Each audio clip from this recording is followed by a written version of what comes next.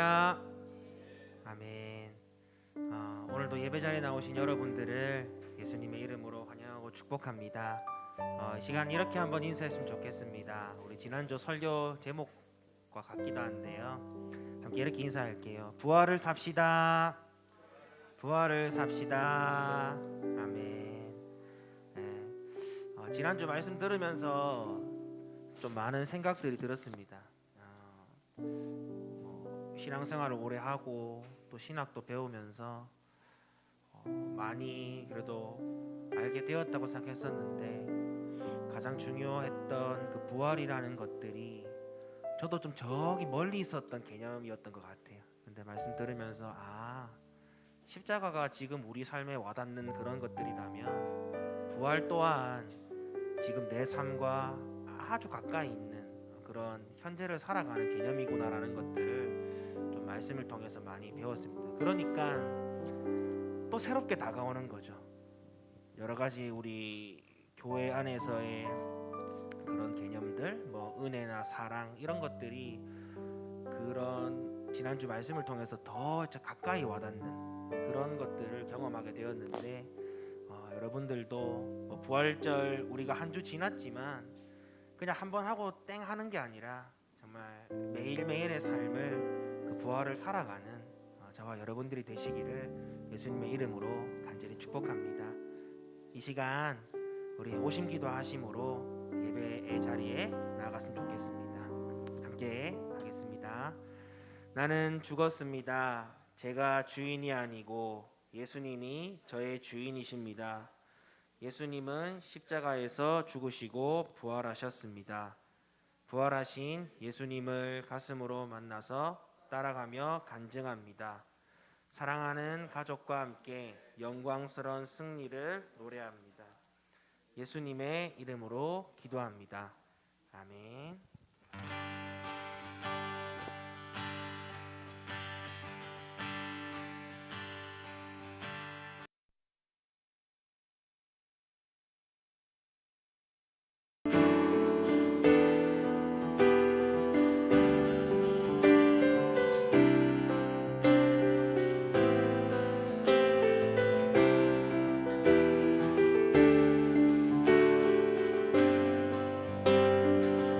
지난주 함께 찬양했던 예수 아름다우신 함께 찬양하겠습니다.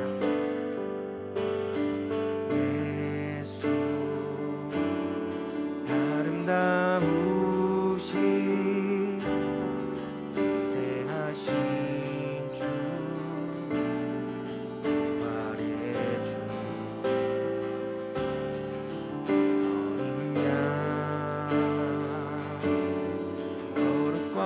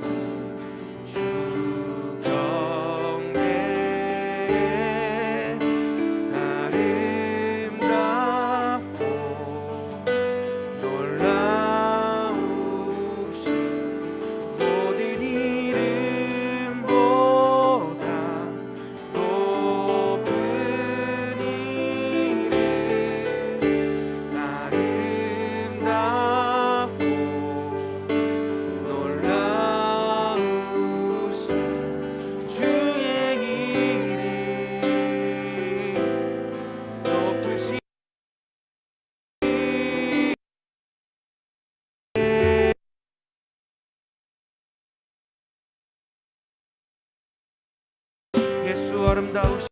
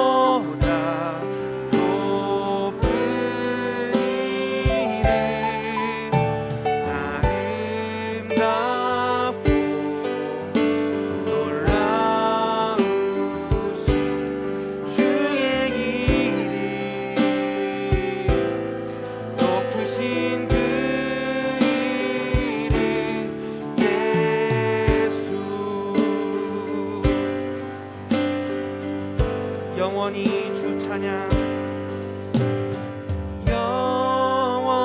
영원히 주 찬양.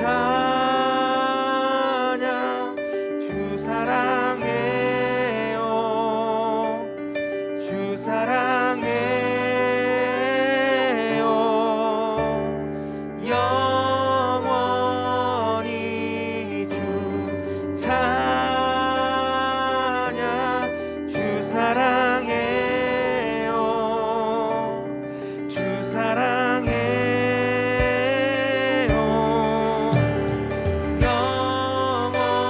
영원히 주 찬양. 주 사랑해요, 주 사랑해요.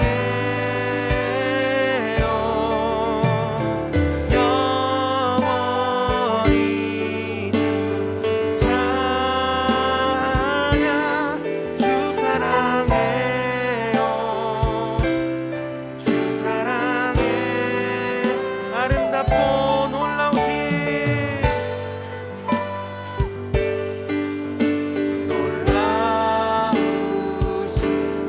모든 이름보다 높은 이름, 아름답고 놀라우신 주의 이름. 높으신 그 아름답고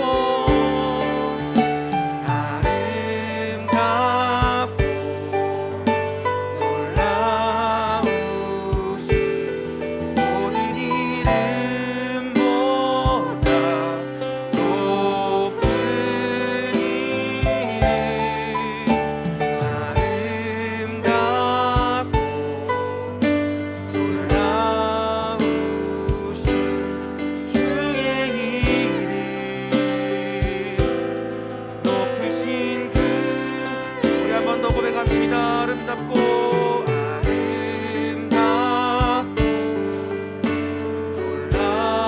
놀라우신 모든 이름보다 높은 이름, 아름답고 놀라우신 주의 이름. 높으신 그 이름 예수.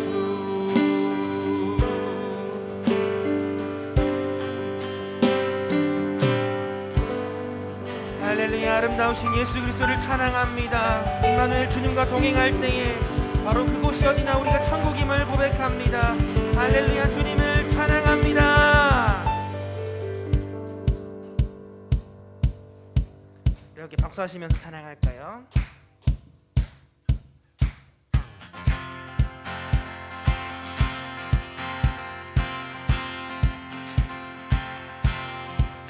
산을 넘어 험곡에 가도 빛 가운데로 걸어가며 주께서 항상 지키시기로 약속한 말씀 변치 않네. 한 번 더 고백합시다. 태산을 넘어 험곡에 가도 빛 가운데로 걸어가며 주께서 항상 지키시기로 약속한 말씀 변치 않네. 하늘의 영광 나의 맘속에 차고도 넘쳐 할렐루야를 힘차게 불러 영원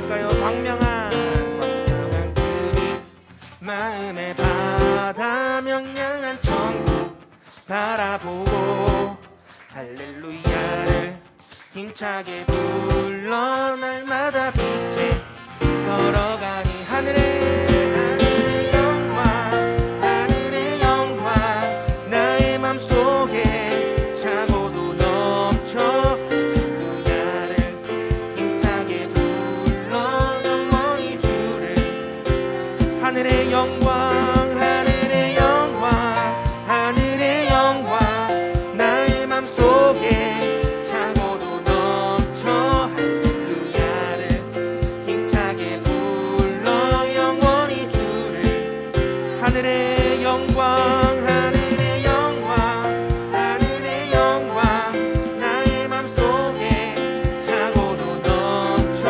할렐루야를 힘차게 불러 영원히 주를 찬양 할렐루야를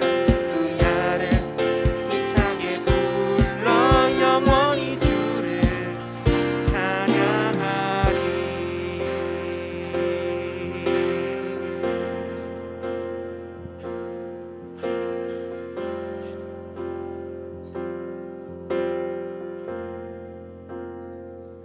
주 약속 안에서 내 영혼 평안해 내 뜻보다 크신 주님의 계획 나 신뢰해 두려움 다 내려놓고 주님만 의지해 주 안에서 내 영혼 안전합니다. 주 약속 안에서 내 영혼 평안해 내 뜻보다 크신 주님의 계획 나 신뢰해 두려움 다 내려놓고 주님만 의지해 주 안에서 내 영혼 안전합니다. 주 약속 안에서 주 약속 안에서 내 영혼 평안해 내 뜻보다 크신 주님의 계획 나 신뢰해 두려움 다 내려놓고 주님만 의지해 주 안에서 내 영혼 안전합니다. 주 안에서 내 영혼 안전합니다. 주 안에서 내 영혼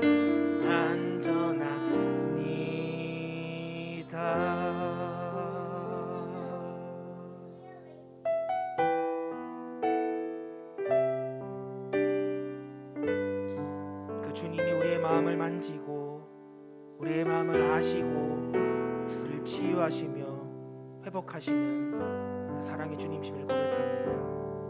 우리 함께 이 찬양 고백했으면 좋겠습니다.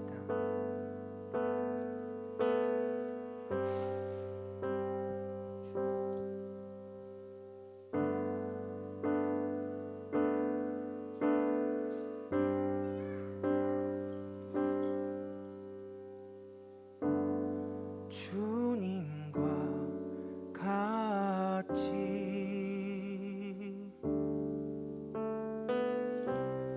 내 마음 만지는 분은 없네.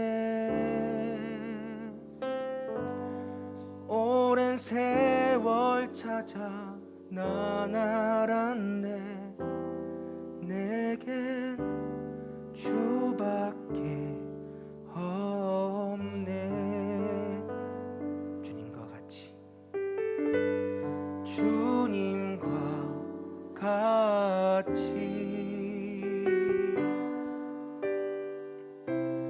내 마음 만지는 분은 없네.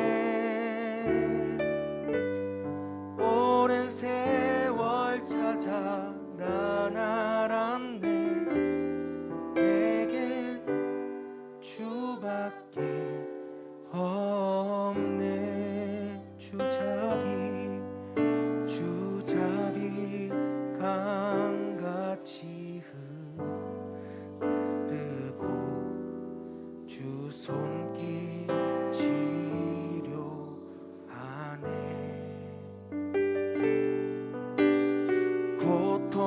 고통받는 자녀 품으시니 주밖에 없네. 오직 주님과 같이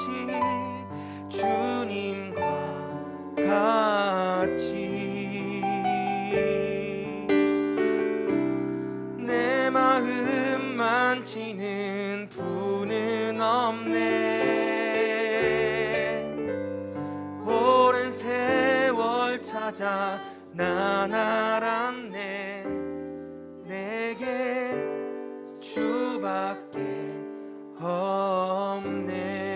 주님과 같이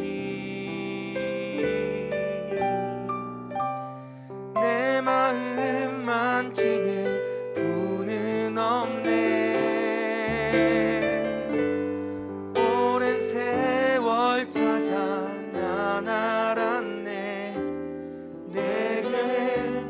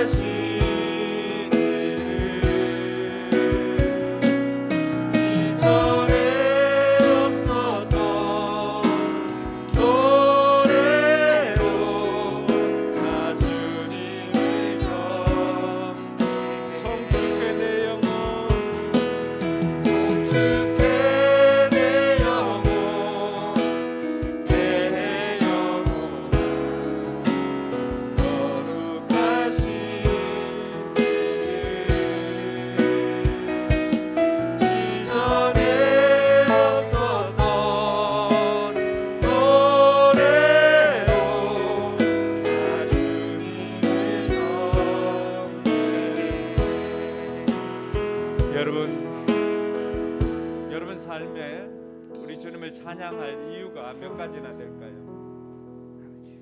오늘 이 노래를 쓴 분은 자기가 하나님을 찬양해야 할 이유가 10,000가지나 넘는다고 고백하고 있습니다.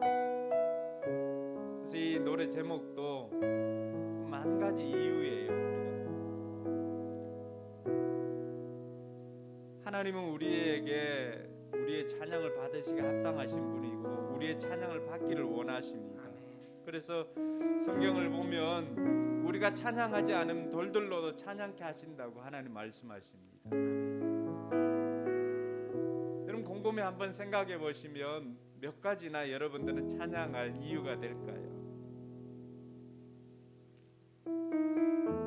오늘 그 이유들이 다 생각나지 않는다 할지라도 마음을 담아서 이 몇 줄 안 되는 이 몇 마디 되지 않는 이 고백이지만 우리가 하나님 앞에 전심을 다해서 다시 한번 고백했으면 좋겠습니다. 송축해 내 영혼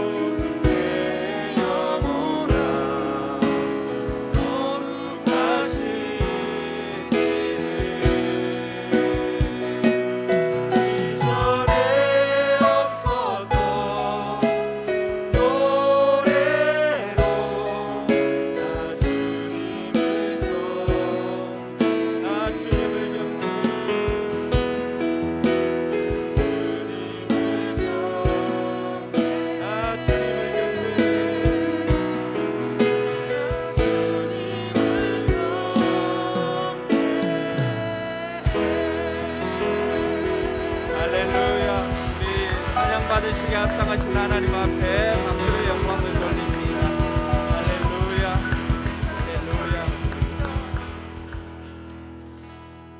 할렐루야. 울리지 않는 종이 아닌 것처럼 표현하지 않는 사랑은 사랑이 아닙니다. 우리가 하나님 앞에 하나님 나 하나님 사랑합니다라고 하는 표현을 할 수 있는 게 과연 몇 가지나 될까요? 우리 입을 통해서 하나님 나 하나님 사랑합니다. 우리의 찬양을 통해서 우리가 하나님 사랑하는 걸 고백할 수가 있습니다. 표현할 수가 있습니다.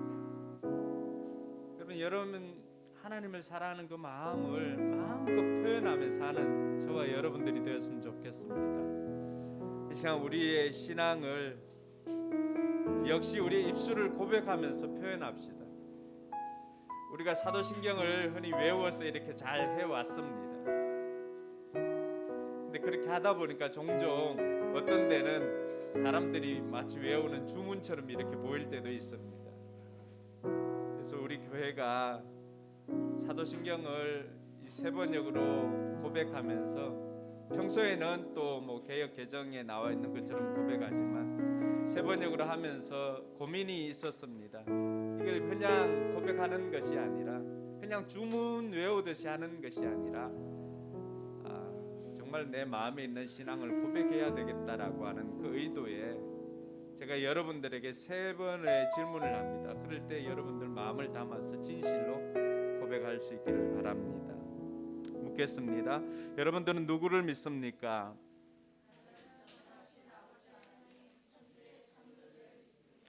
여러분들은 누구를 믿습니까?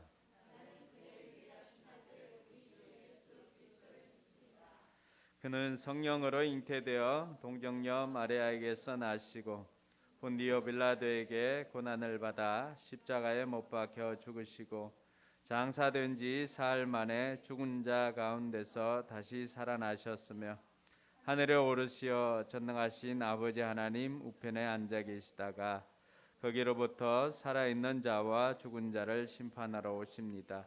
여러분들은 누구를 믿습니까?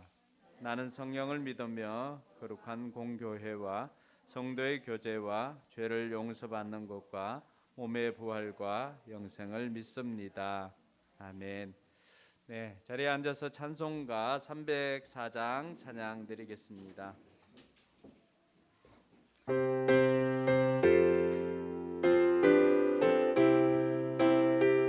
2절하고 간주 3절 그렇게 합니다.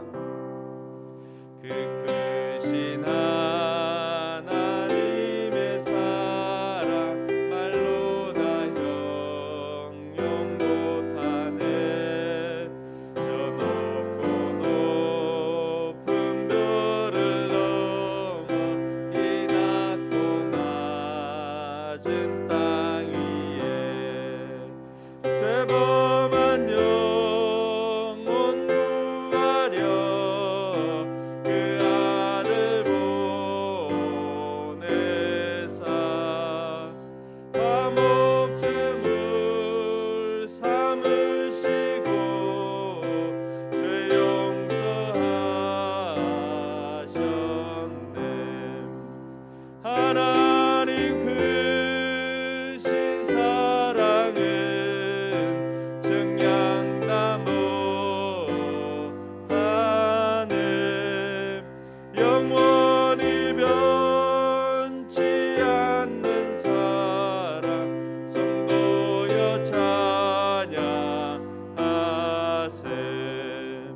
외로운 시절 지나가고 땅 위에 영화세 할 때 주 믿지 않던 영혼들은 큰소 외쳐 울어도 주 믿는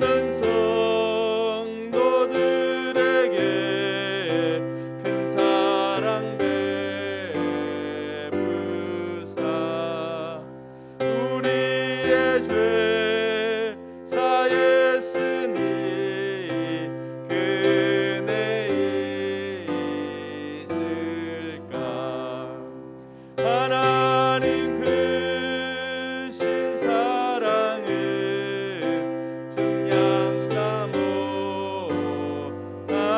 못하네. 영원히 변치 않는 사랑 성도여 찬양하세.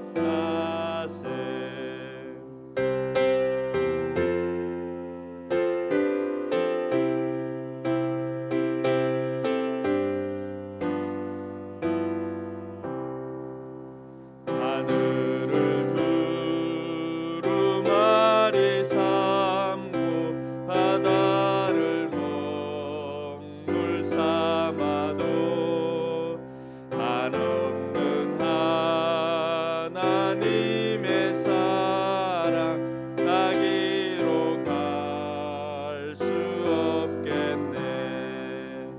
하나님의 크신 사랑 그 어찌 닿을까. 저 하늘 높이 사도 채우지 못하리. 하나님 크신 사랑은 정량 다 못하네. 영원히 변치 않는 사랑 성도여 찬양하세.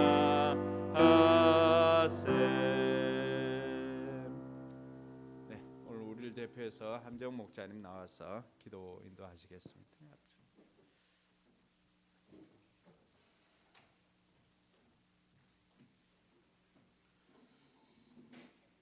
사랑이 많으신 하느님 아버지, 주일을 거룩하게 보내게 하심 감사합니다. 나라를 위해 기도합니다. 코로나가 시간이 가면 갈수록 확진자가 줄지 않고 늘고 있습니다. 외부에서 근무하시는 성도분들에게 하나님의 사랑으로 감싸 주어서 코로나로부터 안전하게 지킬 수 있도록 도와주세요. 그리고 이번에 새로이 시장에 당선된 분들이 하나님 생각하시는 방법대로 나라를 이끌어 나갈 수 있도록 도와주세요. 교회를 위해 기도합니다. 코로나로 인해 온전히 주일에 교회에서 예배를 못 드리고 있습니다. 하루속히 코로나가 종식이 되어서 마음껏 예배하고 마음껏 만남이 이루어질 수 있도록 도와주세요. 그리고 교회 성도분들 중에 여기저기 몸이 아프신 분들이 많습니다. 하나님의 따뜻한 손길로 아픈 부분을 어루만져 주셔서 아픈 부분이 다 나을 수 있도록 도와주세요. 목사님을 위해 기도합니다. 코로나로부터 건강을 지켜주셔서 언제나 밝고 건강한 모습 잃지 않도록 도와주세요. 사모님을 위해 기도합니다. 사모님 또한 코로나로부터 건강을 허락하셔서 특히 우장산 숲속학원 아이들의 든든한 버팀목이 될 수 있도록 도와주세요. 전도사님과 사모님을 위해 기도합니다. 전도사님과 사모님의 건강을 지켜주셔서 아들 곁에 늘 멋지게 있을 수 있도록 도와주세요. 말씀 앞에 섭니다. 목사님의 말씀으로 한 주를 은혜롭게 보낼 수 있도록 도와주세요. 그리고 말씀 한 구절이라도 마음속에 새겨두고 한 주를 보낼 수 있게 도와주세요. 예수님의 이름으로 기도드립니다.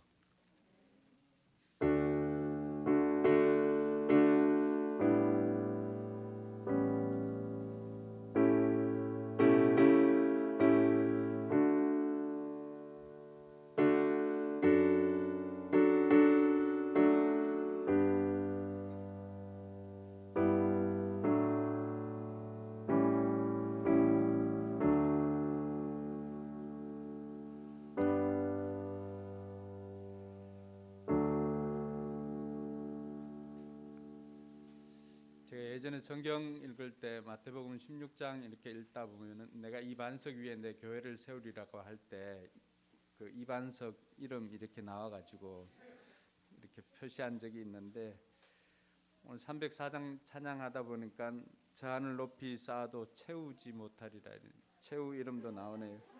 예, 예. 성경에 롯도 있는 거 아시죠? 롯도. 예, 아브라함을 따라 롯도 이렇게 할 때 롯도. 그러니까 이런 것들이 작은 뭐 하나의 것들이지만은 우리로 하여금 성경이나 우리로 하여금 찬양이나 이런 것들에 좀 더 의미 있게 다가갈 수 있도록 해줍니다.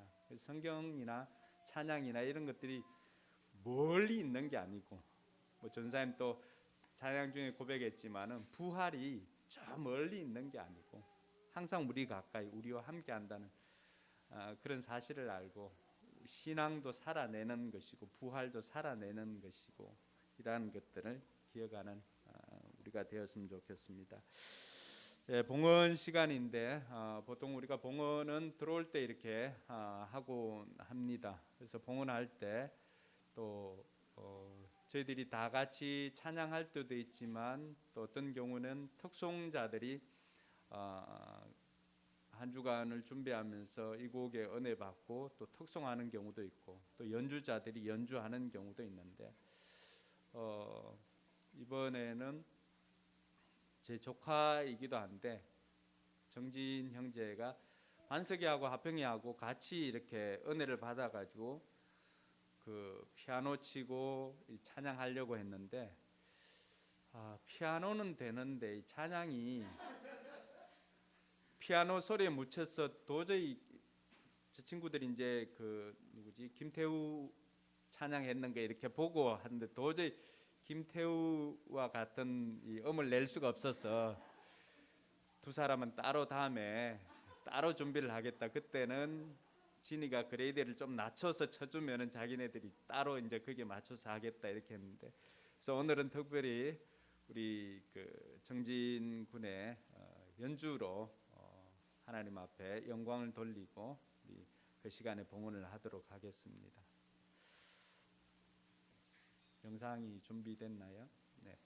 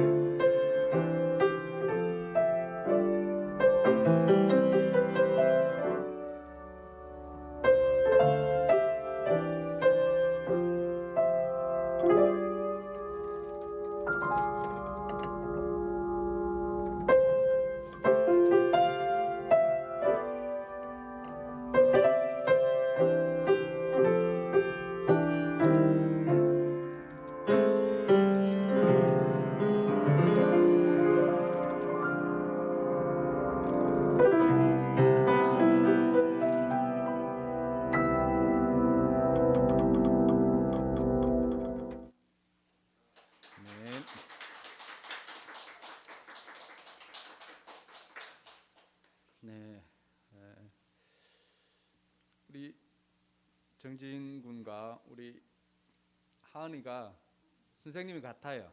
예, 같은 선생님한테 배웠기 때문에 우리 지난주에도 또 이번 주에도 함께 이렇게 또 은혜를 누릴 수가 있게 되었습니다. 예, 감사합니다. 네, 광고는 우리가 처음 시작할 때 했기 때문에 몇 가지 기억해야 하는 거.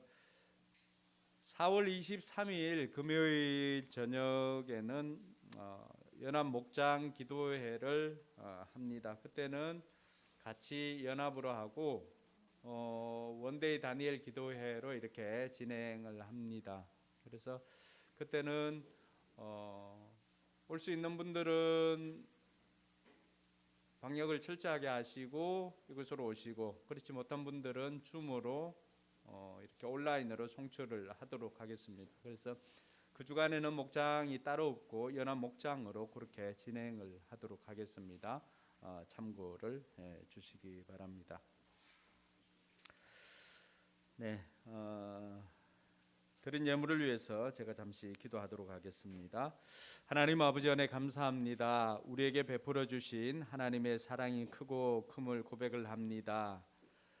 오늘도 하나님의 그 사랑이 감사해서 우리의 사랑을 하나님께 표현을 합니다. 먼저는 예배자로 세워주신 것 감사를 드려서 표현을 합니다.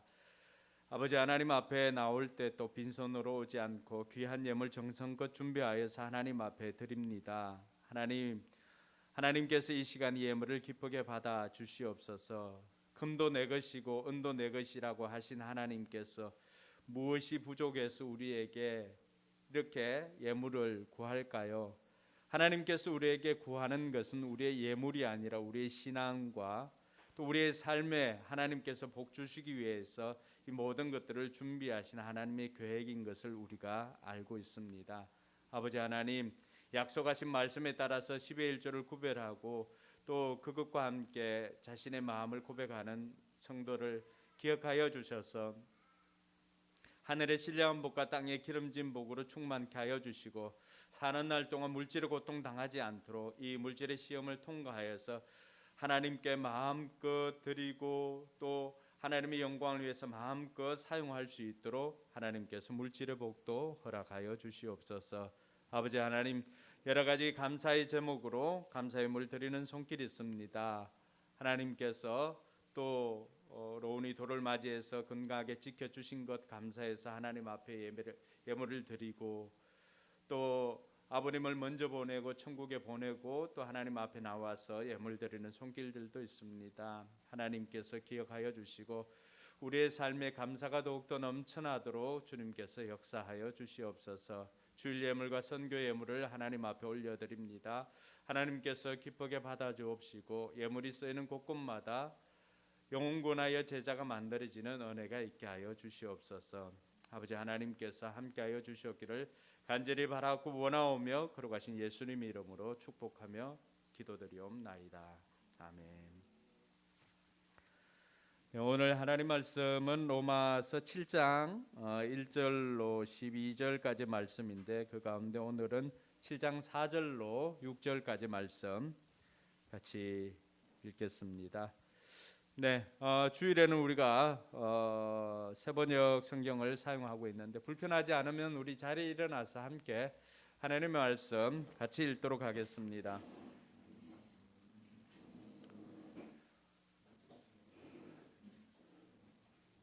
네, 4절부터 같이 읽습니다. 시작. 나의 형제 자매 여러분, 그러므로 여러분도 그리스도의 몸으로 말미암아 율법에 대해서는 죽임을 당했습니다. 그래서 여러분은 다른 분 곧 죽은 사람들 가운데서 살아나신 그분에게 속하게 되었습니다. 그것은 우리가 하나님을 위하여 열매를 맺게 하기 위함입니다. 이전에 우리가 육신을 따라 살 때에는 율법으로 말미암아 이로서는 죄의 욕정이 우리의 몸에 지체 안에서 작용해서 죽음에 이르는 열매를 맺었습니다. 그러나 지금은 우리를 올가매었던 것에 대하여 죽어서 율법에서 풀려났습니다. 그래서 우리는 문자에 얽매인 낡은 정신으로 하나님을 섬기지 않고 성령이 주시는 새 정신으로 하나님을 섬깁니다. 아멘. 네, 앞뒤 좌우로 주목 인사 한번 합시다. 네, 하늘 복 많이 받으세요. 네, 하나님의 사람이 복 빌어주면은 그대로 됩니다. 하늘 복 많이 받으세요.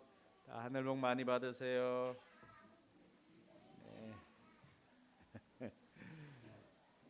하늘 복 많이 받으세요.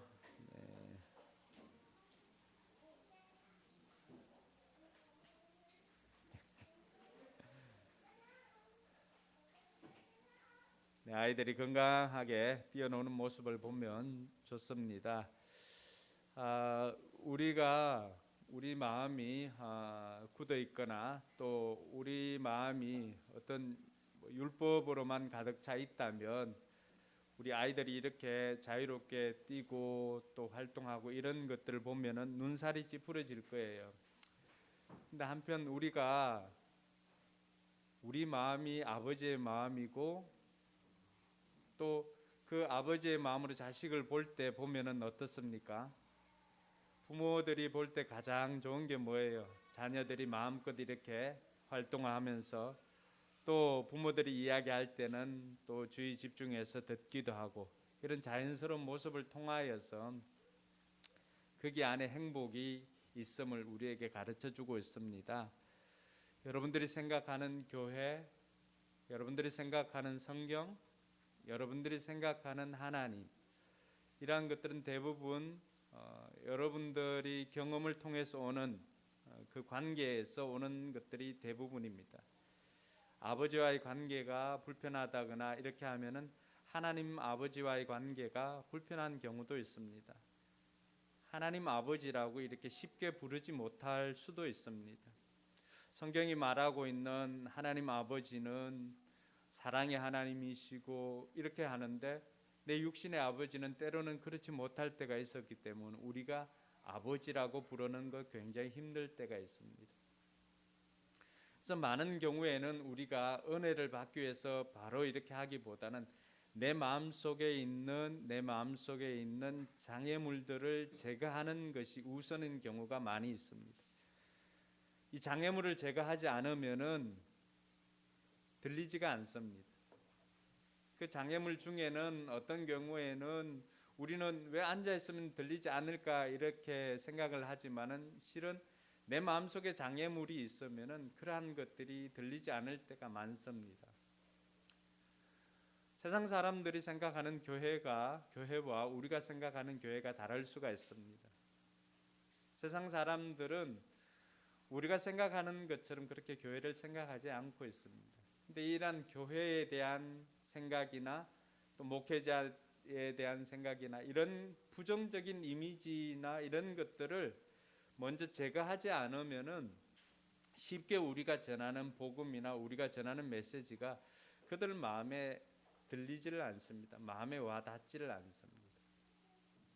그래서 우리가 세상 사람들이나 아니면은 뭐 우리 중에라도 이 복음에 대한 장애물이 있거나 이렇게 한다면 관계에 대한 장애물이 있다면 먼저 우리의 것을 주입하기 위해서 막 애를 쓸 것이 아니라 그 장애가 뭔지 세상 사람들이 생각하는 교회나 목회자의 이미지나 이런 것이 마음 아프지만은 우리에게도 그러한 것이 있었음을 고백을 하는 것이 우선인 경우가 많습니다. 다 그런 것은 아니지만 일부지만은 우리가 그대로 인정을 하고 그런 면도 우리에게 있었지요. 얘기를 해주니까 우리가 받아들이고 좀 더 좋은 쪽으로 고쳐가면 좋겠습니다라고 이렇게 말하는 것도 굉장히 도움됩니다.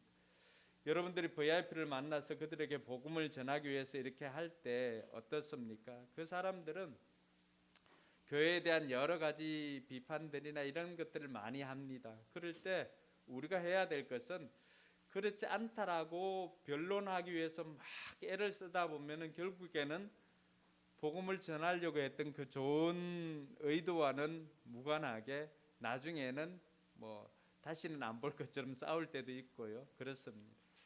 그래서 먼저 우리 마음에 있는 이런 장애물들을 제거하는 것이 좋은데 그렇게 나오면은 그런 모습들이 이렇게 세상 사람들에게 비춰지니까 너무 속상하다. 그런 면이 없지 않아 있는 것도 사실이지만 또 다른 교회들 또 여타 좋은 교회들 보지 못한 교회들도 많이 있다라고 하는 그 정도로 이렇게 알리면서 항상 우리가 우리 마음속에 있는 장애물들이 뭔지를 이렇게 또 그 사람들에 있는 장애물들이 뭔지를 살피고 그 장애물을 제거하는 것이 우선입니다. 오늘 또 여러분들이 말씀 앞에 이렇게 서고 우리가 말씀 앞에 섰을 때 여기까지 나와서 하나님의 말씀을 들으려고 할 때 내 마음속에 그 말씀을 듣지 못하도록 방해하는 장애물은 어떤 것이 있는지를 한번 잠시만이라도 마음을 살폈으면 좋겠습니다. 그 마음이 무엇에 대한 불편함이 있는지, 또 왜 마음에 그런 불편함 때문에 말씀이 들리지 않는지, 이런 것들을 우리가 먼저 생각하고 그러한 것들을 우리 마음속에서 제거하는 작업들이 우선이 되어야 할 것입니다. 그렇게 하고 나서야 비로소 이제 하나님의 말씀이 들리기 시작하는 것입니다. 바울이 오늘 우리에게 이 율법과 우리 자신에 대해서 이야기를 합니다. 바울은 로마서를 통해서 5장 이후로 계속해서 믿음으로 우리가 의로움을 받았다라고 하는 그 이야기를 계속해서 전개를 해 나갑니다. 그래서 5장과 8장까지는 서로 이렇게 큰 덩어리로는 하나로 묶여져 있습니다. 그래서 믿음으로 의롭게 된 우리 자신은 도대체 어떤 사람인가에 대해서 계속해서 설명을 해줍니다. 그래서 지난 6장에서는 뭘 배웠습니까? 죄와 나, 이 죄와 나에 대해서 배웠는데 우리가 어떤 존재라고 하는 것을 배웠습니까? 예전엔 죄의 종로로 타다가 이제는 예수 그리스도로 말미암아서 더 이상 죄의 종로로 타지 않고 죄의 영향력 아래에 있지 않고 죄의 심판을 받지 않고 우리는 예수 그리스도로 말미암아 의로운 존재가 되었다라고 하는 것을 배웠습니다. 그래서 죄는 죽고 예수 그리스도로 말미암아 예수 그리스도 안에 사는 사람이 되었다라고 하는 것을 알게 된 것이죠. 그래서 죄에서 자유한 저와 여러분들이 죄에 대해서 죽는다라고 하는 것이 무엇인가, 이러한 것들을 좀 더 구체적으로 살펴보았지요. 죄에 대해서 죽는 것은 죄의 영향력 아래 있지 않는 거예요. 죄 아래에 있을 때는 죄의 통치를 받았지만은 예수 그리스도 아래에 있을 때는 죄의 통치를 받지 않고 예수 그리스도의 통치를 받는다는 거예요. 그러니까 이런 개념들이 우리가 평소에 살면서 겪는 것과는 좀 멀리 떨어져 있는 것 같고 익숙하지가 않습니다. 통치를 받는다 뭐 이런 이야기를 하니까. 그러니까 바울이 7장에 가서는 동일한 방식으로 율법에 대해서를 설명을 하는데 우리가 율법에서는 이 죄에 대해서는 죽고 예수 그리스도 안에서 산 존재가 되었다라고 하는 것을 이야기를 할 때 율법에 대해서도 동일한 방식을 취하지만은 율법에 대해서 죽고 부활하신 예수님께 속했다라고 하는 것을 증명을 하는데, 그런데 그것을 증명하기 위해서 예를 들어서 설명을 해줍니다. 그러니까 이런 거 보면은 바울도 굉장히 이 성도들에 대한 배려가 있었다는 것을 알게 됩니다. 우리도 마찬가지예요. 우리가 자녀들이나 아니면은 다른 사람들에게 어떤 내용을 전달해주고 가르쳐줄 때 그 사람들이 이 내용이 좀 힘들 것 같다 싶으면은 충분히 쉬운 말로 해도 힘들 것 같다 싶으면은 예를 들어서 설명해주면 그것보다 더 확실한 게 없습니다. 예를 들어서 설명할 때 그 예를 들어 설명하는 것은 어떤 거가 되어야 될까요? 쉬운 거가 돼야 되겠죠. 그리고 평소에 알고 있는 것으로 해야 됩니다. 그래서 율법이 더 이상 우리를 매이지 못하게 한다라고 하는 것을 바울이 설명하기 위해서 가지고 온 비유는 결혼입니다. 결혼에 대해서는 누구나 다 알고 있는 거죠. 그래서 오늘 말씀에 보면 결혼한 여자는 그 남편이 살아있는 동안에는 법으로 남편에게 매여 있으나 남편이 죽으면 남편의 법에서 풀려납니다라고 하는 이 2절 3절을 통해서 결혼의 비유를 가지고 율법에 대해서 얽매여 있었던 나와 이제는 이 율법이 예수 그리스도로 말미암아서 우리가 이 율법에서 노임을 받게 된 존재다라고 하는 것을 가르쳐 주기 위해서 이 결혼에 대한 비유를 가지고 설명을 해주는데, 여러분 이 결혼이라고 하는 것, 율법이라고 하는 것은 다 어떻게 보면은 언약이고 계약 관계입니다. 그래서 우리가 그 언약을 확신하기 위해서 뭘 줍니까? 이 반지를 주지요. 반지를 끼워주기도 합니다. 그 언약의 확실한 증표를 보여주는 것이죠. 그래서 그 반지를 보면은 아, 결혼한 사람이구나, 그렇지 않은 사람이구나, 이런 것들을 알 수가 있습니다. 저는 뭐 반지가 없습니다. 이미 오래전에 다 뭐 가정의 어려움으로 처분을 했는 경우도 있겠지만은, 또 그렇다고 해서 다 완전 없애지는 않잖아요. 그래서 뭐 24K에서 점점 줄어들죠. 18K로 갔다가 나중에 14K로 갔다가 이미 아이들 돌반지나 이런 거 전선 좀 받았죠, 어제. 예. 몇 년 지나면은 어느 또 이 검은빵이 가 있을지 알 수는 없습니다. 좀 지나다 보니까 이제는 거기 손가락에 살이 쪄서 또 안 들어가는 경우도 있고 뭐 여러 경우들이 많습니다. 근데 이 결혼이라고 하는 것도 마찬가지입니다. 남편과 아내가 그 관계는 대부분 이 땅에서의 삶으로 그 관계가 끝이 납니다. 그래서 남편이 있고 배우자가 살아 있음에도 불구하고 다른 사람에게 정을 주거나 다른 사람과 이 관계를 맺는다거나 뭐 육체적인 관계나 등등이죠. 그렇게 하면 그것이 죄가 되지만은, 그러나 배우자가 사별했을 경우에는 달라진다라고 하는 것이죠. 배우자가 사별했을 경우에는 누구에게나 다시금 시작할 수 있는 그런 자유함이 있다라고 하는 것을 통하여서 이 율법에 얽매여 있었던 우리가 이제는 율법이 아니라 예수 그리스도로 말미암아 새로운 신분이 되었기 때문에 우리는 이 율법에 대해서는 자유함을 누리게 되었다라고 하는 것을 가르쳐 주고 있습니다. 그래서 율법에 대해서 죽고 예수 그리스도로 말미암아 부활하신 예수 그리스도로 말미암아 살게 되었음을 이야기할 때 그것으로 우리가 구원을 받게 되었을 뿐만이 아니라 하나님의 자녀가 되었고 우리가 하나님 나라의 백성이 되었습니다. 그러니까 이 내용은 좀 더 쉽게 이야기하면 결혼에 대한 비유를 가지고 설명을 해주었는데 좀 더 우리의 마음에 와닿게 설명을 해주면은 우리의 통치자가 바뀌었다라고 하는 것입니다. 결혼하지 않은 사람도 있고 또 뭐 그렇게 하니까 좀 더 쉽게 이해를 하려면 내 마음의 통치자가 바뀌었다라고 하는 것입니다. 결혼으로도 마찬가지죠. 배우자가 죽고 나면은 그 배우자에게 매여 있던 것에서부터 자유한 것처럼 우리가 죄에 대해서 죽고 또 율법에 대해서 죽고라고 하는 그 내용들을 보면은 이제는 죄와 율법이 나의 통치자가 아니라 내 삶을 주장하는 것이 아니라 이제는 내 안에 살아계시는 예수 그리스도로 말미암아 예수님께서 선하신 그분께서 나를 통치하신다, 나의 신랑이 되어서 나를 다스리신다라고 하는 그 의미가 있다라고 하는 것을 알아야 할 것입니다. 그래서 이 혼인관계 비유를 통하여서 우리에게 율법과 우리에 대해서 설명을 할 때 관계가 바뀌었다라고 하는 것을 말합니다. 그것이 우리가 좀 더 이해하기 쉬운 것입니다. 근데 좀 더 재밌는 부분이 나오는 건 4절에 보니까 나의 형제 자매 여러분, 그러므로 여러분도 그리스도의 몸으로 말미암아 율법에 대해서는 죽임을 당했습니다. 여러분, 죄에 대해서는 죄가 죽었다라고 이야기를 하지만 여기서는 율법에 대해서 누가 죽은 거예요? 내가 죽은 겁니다. 율법이 죽은 거 아니라고 하죠. 율법이 죽지를 않고 내가 죽었다라고 하는 것을 이야기를 합니다.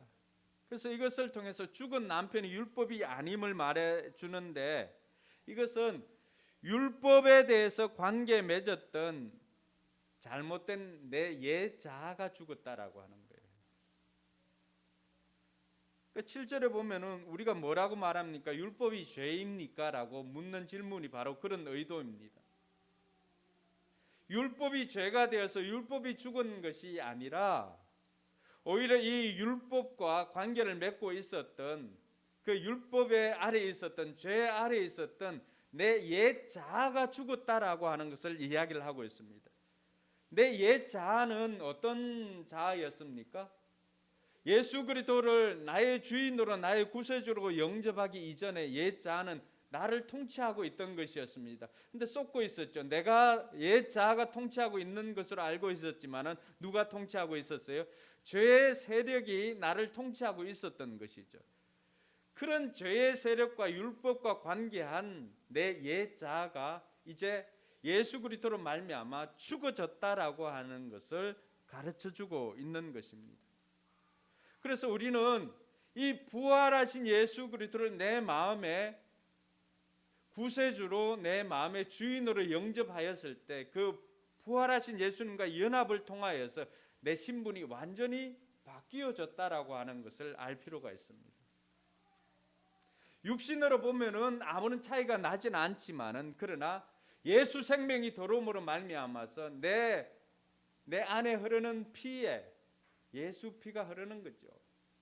내 생명 안에 예수 생명이 있기 때문에 예수 생명은 어떻습니까? 내 생명은 육신으로는 이 땅에서 유한하지만은 예수 생명으로 우리는 영생을 살게 되는 것입니다. 할렐루야. 그래서 저와 여러분들이 이 율법에 대해서 내 옛 자아가 죽었다는 것을 인정을 해야 됩니다. 그렇지 않으면 여전히 우리는 율법으로 사람들을 평가하고 잣대를 가지고 그 사람들이 좀 예배 시간에 떠들기만 하면 이렇게 눈이 이렇게 하든가 눈이 이렇게 찢어지든가 합니다. 나는 그렇지 않은데 상대방이 그렇게 하면은 우린 대부분 틀렸다고 생각을 합니다. 그러한 것들이 이 율법적으로 신앙생활을 하다 보면은 다른 사람들에 대해서 정죄하기도 하지만 제일 피곤한 사람은 누굴까요? 자기 자신입니다. 여러분, 우리가 율법을 이렇게 지켜보지만 이러한 것들을 다 지키는 것이 쉽습니까? 쉽지 않습니다. 그러니까 유대인들도 율법을 아는 사람들에게 말을 한다 1절에 그렇게 되어 있는데 율법을 아는 유대인들은 어떻게 생활을 했습니까? 만약에 10개가 율법으로 10계명이 주어졌다라고 한다면 이 10계명을 잘 지키기 위해서 거기에 또 법을 만드는 사람이 이 사람들입니다. 무려 600여 가지나 되는 것들을 만들었습니다.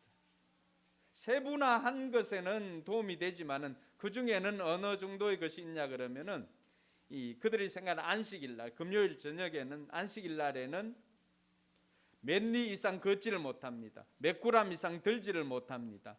또 아니면은 이 불 스위치 그것도 뭐가 될까요? 노동이 됩니다. 여러분, 예수님께서 제자들과 함께 길을 지나가시다가 하도 배고프니까 그 옆에 있는 밀밭 보리밭에 이래 지나가다가 제자들이 어떻게 했습니까? 배고프니까 그 밀이삭을 따가지고 구워가지고 이렇게 해서 먹었잖아요. 그러니까 다른 사람들은 이 제자들을 향해서 뭐라고 평가합니까? 이 율법을 어긴 거죠. 안식일을 어긴 거죠. 안식일에 일을 하면 안 되는데 여러분, 우리가 생각할 때는 이 보리이삭 밀이삭 이렇게 하는 게 뭔 일이라 생각합니까? 근데 그 사람들이 볼 때는 자기네들이 기록해 둔 것을 보면은 거기에는 수확을 한 것이죠. 노동을 해서 추수를 한 거예요. 타작을 한 거예요. 그걸 또 요리를 해서 먹은 거예요.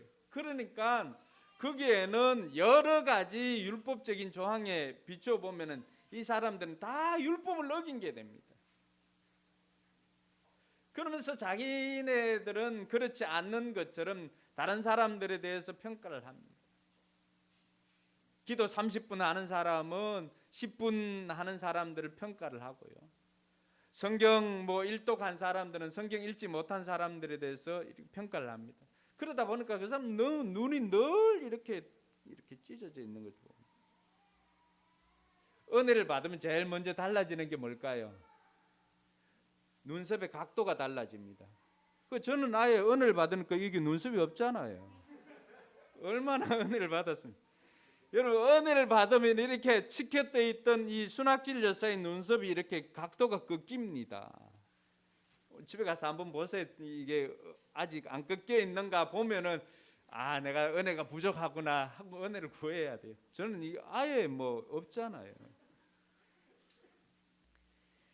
우리가 율법적으로 살면은 다른 사람들이 이렇게 판단하고 평가합니다. 그러면은 자기 자신이 알잖아요. 그렇게 살지 못한 자기 자신 알면서도 어떻게 합니까? 가식적으로 행동을 하고 위선적으로 행동을 하다 보니까 경직이 되는 거예요. 힘든 거예요.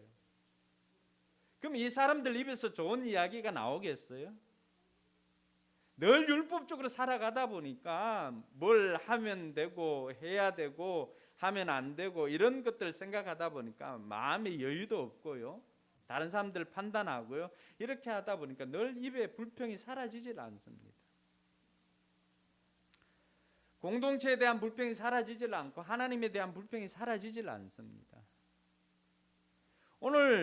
바울이 오늘 우리에게 가르쳐 주는 것은 그러한 율법을 통해서 우리로 하여금 깨닫게 해주는 것은 있지만 율법 자체가 우리를 구원해 주는 것은 아니다라고 그렇게 가르쳐 주고 있습니다.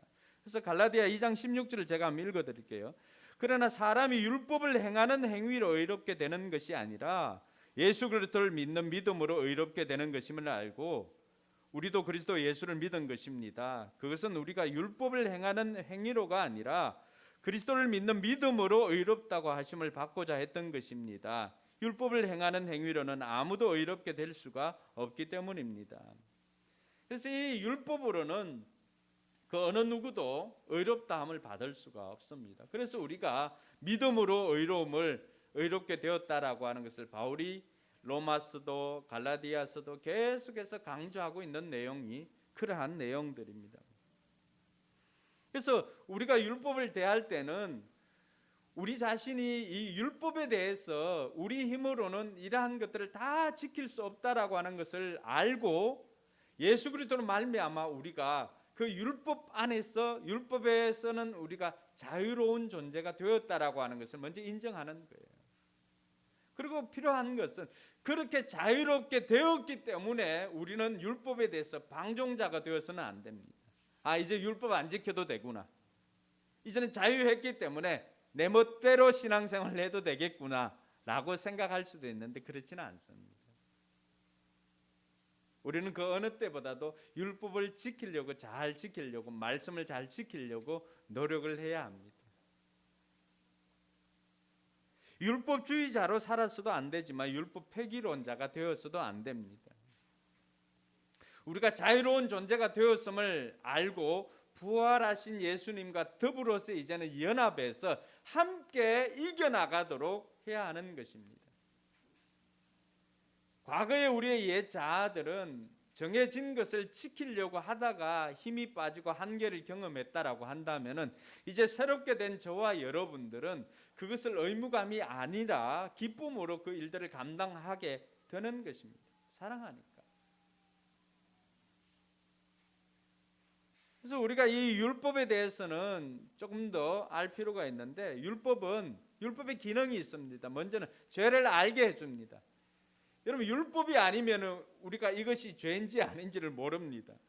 그래서 7절에 보니까 이렇게 되어 있습니다. 그러면 우리가 무엇이라고 말을 하겠습니까? 율법이 죄입니까? 그럴 수 없습니다. 그러나 율법에 비추어 보지 않았다면 나는 죄가 무엇인지 알지 못하였을 것입니다. 율법에 탐내지 말라 하지 않았다면 나는 탐심이 무엇인지를 알지 못하였을 것입니다. 그러니까 율법은 우리에게 그런 기준이 됩니다. 여러분 이 율법이 아닐 때는 어떻습니까? 우리 마음속에 있는 내면의 은밀한 것들은 죄가 아닌 줄 알았잖아요. 이 세상에 살아가는 사람들 대부분 뭐 실정법이나 사회법으로 그것을 어겨야만이 죄인인 것으로 알았지만은 율법이 우리에게 가르쳐 주는 것은 뭡니까?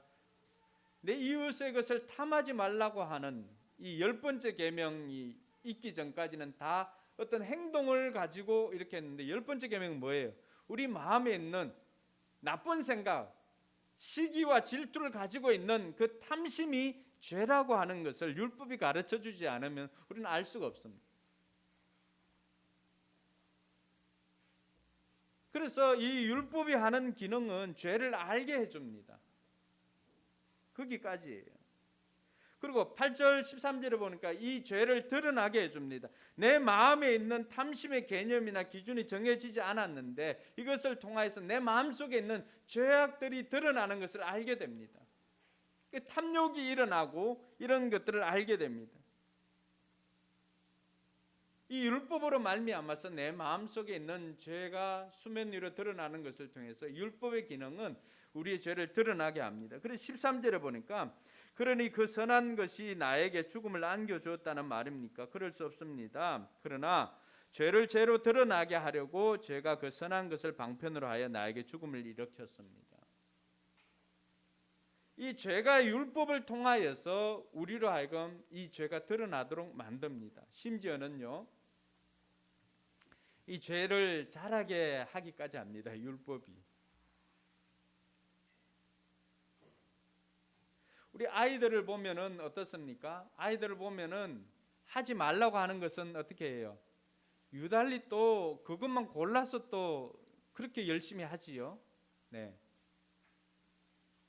분명히 하지 말아야 된다는 거 알아요. 왜 하지 말아야 된다는 것도 압니다. 그런데 내 마음속은 어때요? 하지 말아야 된다는 것을 알면은 알수록 더 하고 싶어집니다. 제가 어릴 때 그렇게 뭐 효자는 아니었지만은 자주는 아니었지만 아침에 일어나면은 내 마음에 불현듯 야 오늘은 내가 빗자루로 마당 한번 쓸어야 되겠다. 불현듯 그 마음이 생깁니다. 그래서 빗자루 딱 들으려고 하는데 저희 어머님이 저기 부엌에서 소리를 지릅니다. 동건아 마당 한번 썰어라. 에이. 그때는 어때요?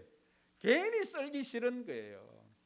모처럼 이렇게 자발적으로 내가 오늘은 마당 한번 썰어야 되겠다 이렇게 생각했다가 근데 누가 마당 한번 썰으라고 하면 어떻습니까? 이 하기 싫은 거예요. 여러분 자주는 아니지만 금식을 해볼 때가 있잖아, 그렇죠? 우리가 얼마 전에 또 우리 세계복절 기도회 하면서 금식을 했는데 여러분 금식할 때와 굶식할 때 어때요? 굶식은 내가 그냥 굶는 건데 굶는 거는 그냥 하루 안 먹어도 여러분 살잖아요. 안 먹어도 뭐 좀 배고픈 정도 그 정도로 느끼고 그냥 지나가잖아요. 근데 금식은 왜 못 지나가요? 금식에 보면 어떻습니까? 내가 못 먹는다고 생각하니까 더 집착이 가지는 거예요. 내가 다시 못한다고 생각하니까 더 집착이 가지는 거예요. 평소에는 그들도 보지 않는 건데도 어떻습니까? 금식해야 된다고 생각하니까 이제 못 먹는다고 생각하니까 이제 안 해야 된다고 생각하니까 이게 막 그렇게 더 배고프고 더 간절할 수가 없어요. 이게 뭐냐 그러면은 율법이 죄를 통해서 우리 마음속에 이런 탐욕이 자라게 하고 우리 마음속에 죄악이 자라게 하는 것이 율법이에요. 근데 이런 율법을 통하여서 오늘 바울이 우리에게 가르쳐 주는 게 뭡니까? 예수 그리스도로 말미암아서 이런 율법의 지배로부터도 우리는 이제 자유롭게 되었다라고 하는 것을 가르쳐 주고 있습니다. 사랑하는 성도 여러분, 신앙은 자유입니다. 자유. 그동안 여러분들이 의무해야 된다 이런 것들로만 생각했다면은 얼마나 힘든 신앙생활을 했는지 우리가 알아야 되는 것입니다. 그래서 하나님의 자녀가 되고 우리가 율법에서 자유하게 되었고 예수 그리스도를 내 인생의 주인으로 내 인생의 구세주로 영접하는 순간부터 우리는 죄와 율법에 대해서 자유하게 되었는데 그 자유했다라고 하는 의미는 다른 것이 아니라 우리의 관계가 바뀌었다라고 하는 것입니다. 관계와 충성의 대상이 바뀐 것입니다. 이전에는 죄와 율법에 충성했다라고 한다면 이제는 예수 그리스도로 말미암아서 하나님과 우리가 화목하게 되었을 뿐만 아니라 하나님께서는 우리를 자녀 삼아 주시고 하나님 나라의 백성으로 삼아 주셨다라고 하는 것입니다. 할렐루야. 그러니까 하나님과의 관계가 회복되어지고 또 하나님과 우리가 또 예수 그리스도와 우리가 혼인 관계가 되었다라고 하는 것입니다. 그것으로 말미암아 이제는 우리의 삶의 태도가 달라지는 것입니다. 어떻게 달라져야 할까요? 하나님의 자녀로 살아간다라고 하는 것은 첫 번째는 의무가 아닌 기쁨으로 사는 것입니다. 율법이 우리에게 가르쳐 주는 것은 계속해서 신앙생활에 대한 여러 가지 의무들을 가르쳐 주고 있습니다. 예배 드려야 된다, 11조 해야 된다, 또 뭐 술을 마시면 안 된다, 담배를 피우면 안 된다 등등 여러 가지 율법은 우리를 의무로 지키게 하지만 그것은 한계가 있습니다. 해보면 알잖아요. 여러분 힘으로 해야 되는 것을 하기 위해서 계속해서 해봤는데 한계가 있는 것 알잖아요. 거기서 느끼는 게 뭡니까? 좌절감이에요. 거기서 느끼는 게 뭡니까? 죄책감입니다. 하지 못한 것에 대한 죄책감이 얼마나 많습니까? 그래서 성경이 우리에게 가르쳐주고 있는 것은 신앙생활이라고 하는 것은 하지 못한 것에 대한 죄책감. 그러니까 오늘날 수많은 우리 한국교회가 성도들에게 안겨준 것은 저는 이런 죄책감이 아닌가 이런 생각이 듭니다. 신앙생활이 이러한 의무감만으로 생각하면 너무나 힘듭니다. 그러나 저와 여러분들을 새롭게 해주신 것에 대한 감사로 기쁨으로 한다면 신앙생활 자체가 얼마나 기쁨이 넘치고 행복이 있습니까? 여러분 해야 된다고 해서 나오는 것과 정말로 기뻐서 나오는 것 차이가 있습니다. 기뻐서 하면은 하나하나가 다 새롭고 다 기쁩니다. 우리가 부부관계도 마찬가지입니다. 결혼관계도 의무로만 한다면은 한계가 있잖아요. 여러분 의무로 해야 되니까 사랑한다고 하니까 여러분들의 아내가 여러분들에게 의무로 밥을 이렇게 지어서 내준다고 생각해 보십시오. 그게 식량으로 느껴집니까? 사료로 느껴집니까? 내가 자녀들한테 밥을 먹여야 된다고 생각하니까 의무로 차려주고 이렇게 하면은 물론 그런 의무도 있어야 되겠지만 그것으로 차려주는 것과 보면 이 아이가 그렇게 좋을 수밖에 없고 남편 보면 그렇게 사랑스러울 수밖에 없을 때도 있겠죠. 그게 의무가 아니라 사랑으로 차려줄 때 그 밥상과 의무로 차려줄 때 그 밥상 그 재료에 무슨 차이가 있겠습니까만은 그러나 거기에는 사랑이 들어갔을 때는 맛도 달라지고요 영양도 다릅니다.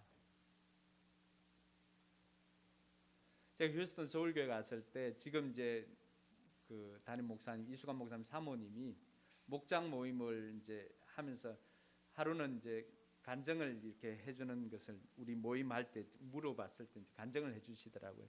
그럴 때 자기 인생의 터닝 포인트와 같은 그런 경험을 이야기를 해줬습니다. 사모님 눈이 계속해서 안 보여서 지금 거의 안 보이시거든요. 근데 예전에 청년들 10수명 뭐 20여 명 가까이 목장 모임을 이렇게 집에서 했어요. 눈이 잘 안 보이잖아요. 그런데도 이제 늘 자기 집의 동선들을 늘 외우고 있습니다. 이렇게 손으로 해가지고. 그리고 자매 한 명 이렇게 도움을 받아서 시장을 봐가지고 와서 오늘 또 이제 누가 온다고 하니까 이 음식을 막 준비를 해가지고 했어요. 근데 이제 누가 온다고 하다가 안 온다고 이렇게 연락을 받아 그 순간 짜증이 막 밀려온 거예요. 아 내가 이렇게 열심히 준비를 하는데 애들이 안 오고 하니까 속상하잖아, 그죠? 그래서 막 음식 준비하던 그 마음에 좀 불평하면서 이렇게 한 거예요. 그리고는 이제 몇 명의 이제 목장 식구들이 와서 밥을 먹고 갔는데 그중 몇 명 아이들이 체했다는 거예요. 사모님이 이전에 했던 거하고 그날 그 목장 모임을 위해서 음식을 준비할 때 그 마음 그걸 통해 가지고 너무나 회개했다면서 그런 이야기를 하는 거예요. 그 사모님 어머님이 이제 불교에 아주 열심히 있는 분인데 절도 몇 개 짓고 했던 분인데 그분들을 보니까 뭐 절에 갈 때든 절에서 뭐 음식을 준비할 때 보니까 지극정성을 하더라고 하는 거죠. 지극정성. 근데 간혹 우리가 이렇게 목장 모임을 할 때든지 이렇게 보면은 거기에 사랑으로 이렇게 다 하지 않고 어떤 경우에는 보니까 의무감으로 해야 된다고 하니까 뭐 투덜거리면서 이렇게 하니까 그 먹는 아이들이 체하더라고 하는 거죠. 집에 아이들이 체하면은 어떤 마음으로 음식을 했는지 한번 살펴보시기 바랍니다. 사랑하는 성도 여러분, 우리의 신앙생활이 의무감만으로 한다면은 얼마나 삭막할까요? 거기는 한계가 있습니다. 어느 정도까지는 할 수가 있겠지만은 한계가 있습니다. 그러나 기쁨과 사랑으로 할 때는 한계가 없습니다. 부부 관계도 마찬가지입니다. 사랑이 빠지고 의무만 있다면은 무슨 재미가 있겠어요?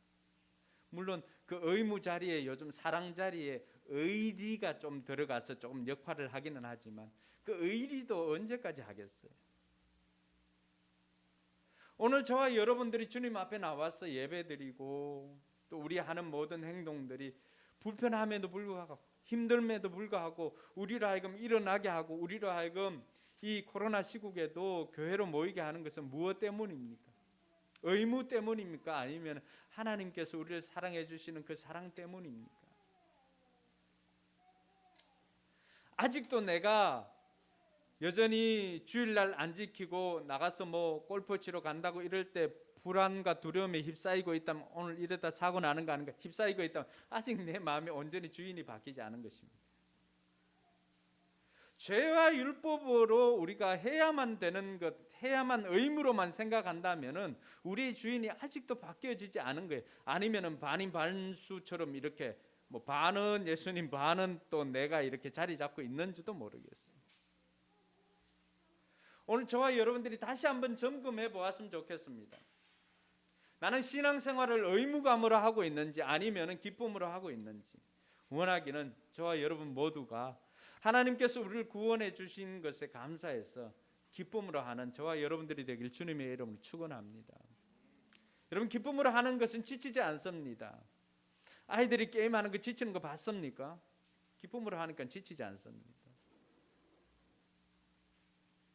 오늘 저와 여러분들의 신앙생활도 마찬가지입니다. 힘들어도 전사님이 어제 애 돌 때문에 뭐 전주 갔다가 이렇게 늦게 오고 해도 또 찬양하기 위해서 뭐 준비하고 이렇게 하는 과정이 물론 육신적으로 피곤함이 있겠죠. 그런데 이 해야만 된다고 생각하면 그런 영성이 나오겠어요? 기쁘니까 이 자체가 기쁘니까 하나님 앞에 예배드리고 찬양하는 이 자체가 기쁘니까 하는 거예요. 많은 사람들이 묻습니다. 어떻게 그렇게 몇 시간 안 자고 그런 일들을 할 수가 있어요? 기쁘니까. 이것이 세상 사람들이 알지 못하는 도무지 세상 사람들은 감당할 수 없는 것입니다.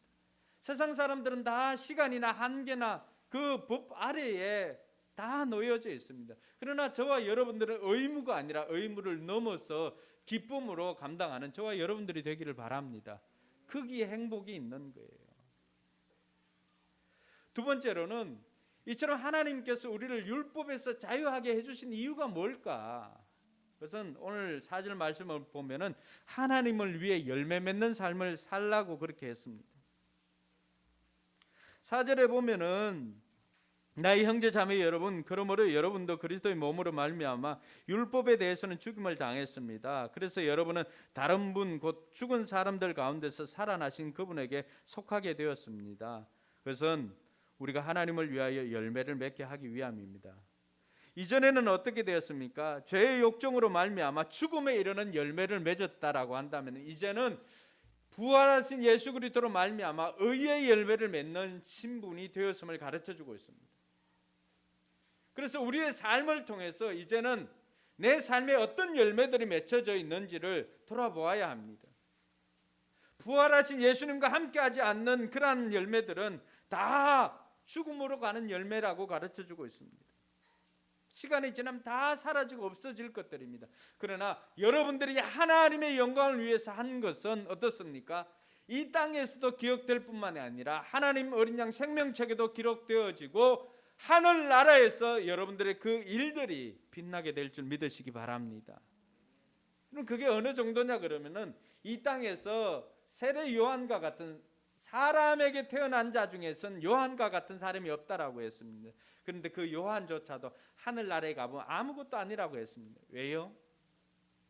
수많은 사람들이 하나님의 영광을 위해서 보이지 않는 곳에서 봉사하고 헌신하고 이러한 것들을 하나님께서 다 기억해 주시기 때문입니다. 할렐루야.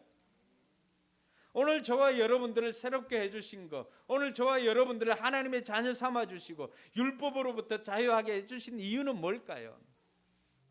우리로 하여금 이런 의무감이 아니라 사랑과 기쁨으로 함으로 말미암아 한계를 뛰어넘고 하나님께 우리가 거룩한 삶을 살기 위한 것과 우리의 삶을 통해서 하나님께 헌신하였던 그러한 열매들을 하나님께 드리라고 하는 것입니다.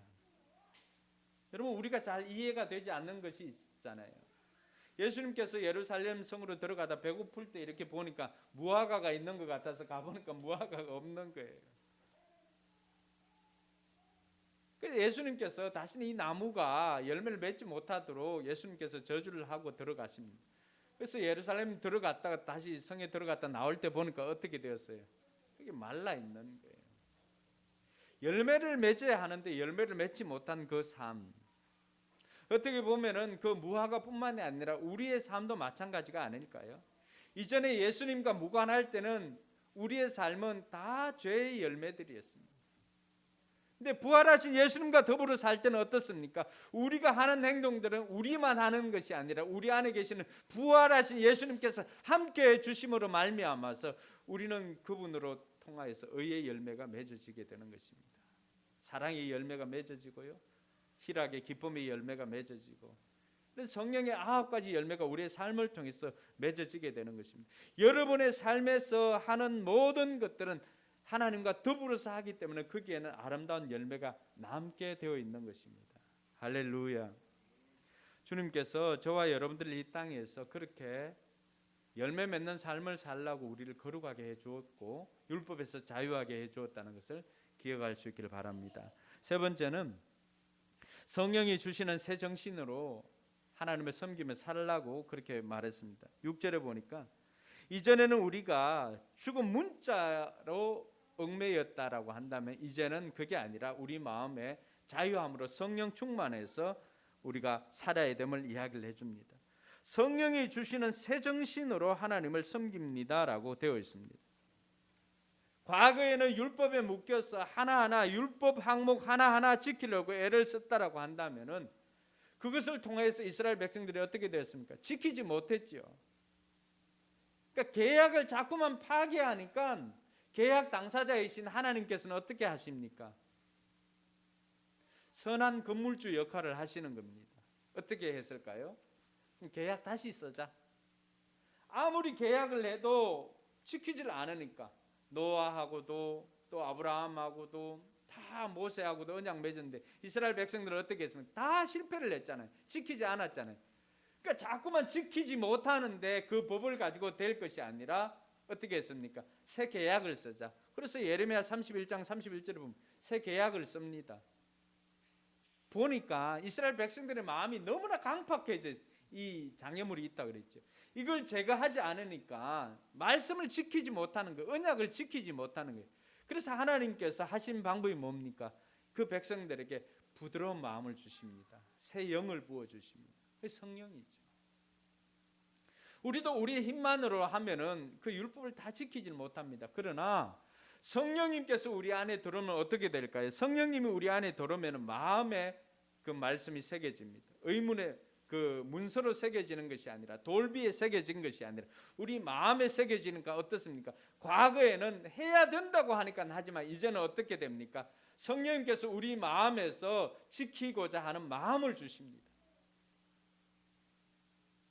불현듯 예배를 제대로 한번 드려볼까 이런 마음도 들고요, 성경을 한번 읽어볼까 하는 마음도 들고요, 기도를 해보고 싶은 마음도 듭니다. 그 마음이 어디에서 왔을까요?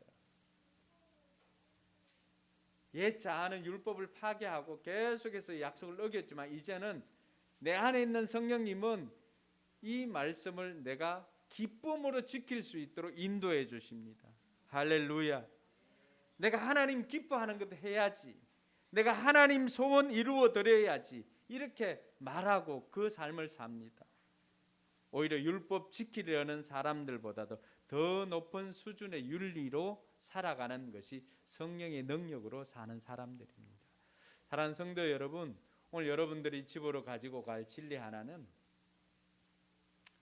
내가 이제는 의무로 하지 않고 내가 기쁨으로 하겠다. 그게 안에서 행복을 누릴 수 있는 저와 여러분들이 되었으면 좋겠습니다. 뿐만 아니라 나는 이제 내 삶을 통해서 내 육신의 정욕을 위한 열매를 맺는 삶이 아니라 이제는 하나님 나라의 영광을 위한 그 열매를, 의의 열매를 맺는 삶을 살아야 되겠다. 이제는 내 마음속에 내 육신의 욕망이 아니라 성령이 주시는 그 마음으로 하나님 나라를 위해서 헌신하고 하나님을 기쁘시게 하고 하나님의 소원인 영혼 구원하여 제자 삼는 그 일들을 감당해야 되겠다. 이런 결단을 하고 이번 한 주간도 살아가는 저와 여러분들이 되기를 주님의 이름으로 축원합니다. 우리 이제 찬양할까요? 찬양을 통해서 내 마음을 내 뜻대로 내 힘으로 살아갈 때는 할 수 없었던 것들, 그때는 일을 해도 자꾸만 드는 그 허무한 마음들, 이제는 하나님 앞에 성령님께서 임하시면 성령의 능력으로 그 일들을 감당할 때는 기쁨으로 감당하겠습니다 라고 하는 이런 바람으로 성령님 우리 가운데 임하여 주시옵소서. 우리 같이 한번 찬양합시다. 허무한 시절 지날 때, 허무한 시절 지낼 때, 깊은 한숨 내쉴 때, 그런 풍경 보시며 단식하는 그와 같이 너희를 버려두지 않으니 내가 너희와 영원히 함께하리라.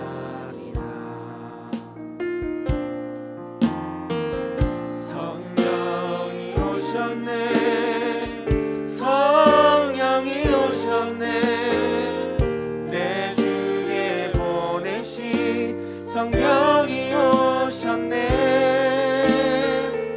우리 인생 가운데 친히 찾아오셔서 그 나라 꿈꾸게 하시네. 우리 자리 일어나서 한 번 더 찬양할까요? 허무한 시절, 허무한 시절 지날 때, 깊은 한숨 내쉴 때, 그런 풍경 보시며 단식하는 분인데 그와 같이 너희를 버려두지 않으니 내가 너희와 영원히 함께하리라. 고백합시다. 성령이 오셨네, 성령이 오셨네, 성령이 오셨네, 내 주에 보내신 성령이 오셨네. 우리 인생 가운데 친히 찾아오셔서 그 나라 꿈꾸게 하시네. 성령이 오셨네, 성령이 오셨네, 내 주에 보내신 성령이 오셨네. 우리 인생 가운데 친히 찾아오셔서 그 나라 꿈꾸게 하시네. 우리 이 시간 같이 한번 기도하기를 원합니다. 여러분 한 1분간만이라도 괜찮으니 여러분 입술을 통해서 한번 고백했으면 좋겠습니다. 하나님, 지난날 나의 삶이 사람들을 의식하고 또 율법에 매여서 내가 자유하지 못하는 신앙생활을 했습니다.